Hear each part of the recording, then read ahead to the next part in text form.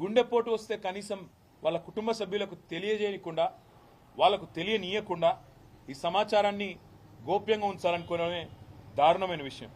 ఇంకా ఘోరం ఏంటంటే అసలు మీరు ఇది చూడండి దయచేసి ఒకసారి బట్టి. ఇవాళ ఆ సోదరుణ్ణి ఆసుపత్రికి తీసుకొచ్చారు. ఇట్లా బేడీలు వేసి ఎవడన్నా గుండెపోటు వచ్చినాడు పారిపోతారండి?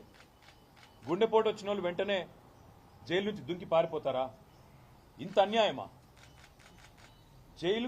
జైలు నుంచి గుండెపోటు వచ్చిందని చెప్తే బేడీలు వేసి పట్టుకోమా,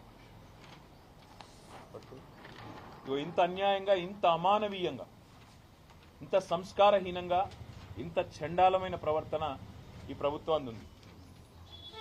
స్ట్రెచర్ మీద తీసుకురావాల్సిన మనిషిని, అంబులెన్స్లో తీసుకురావాల్సిన మనిషిని ఇవాళ ఒక పోలీస్ బండ్లో తీసుకురావడమే కాకుండా ఇంకా నికృష్టంగా ఈ రకమైన ప్రవర్తన ఏదైతే వీళ్ళు చేస్తూ ఉన్నారో ఇది క్షమార్హం కానే కాదు. నేను గౌరవ హైకోర్టు ప్రధాన న్యాయమూర్తిని కోరుతా ఉన్నా, రాష్ట్ర గవర్నర్ గారిని కోరుతా ఉన్నా, కాంగ్రెస్ పార్టీ అధినాయకుడు, పార్లమెంట్లో ప్రతిపక్ష నాయకుడు రాహుల్ గాంధీని కోరుతా ఉన్నా, డిమాండ్ చేస్తా ఉన్నా.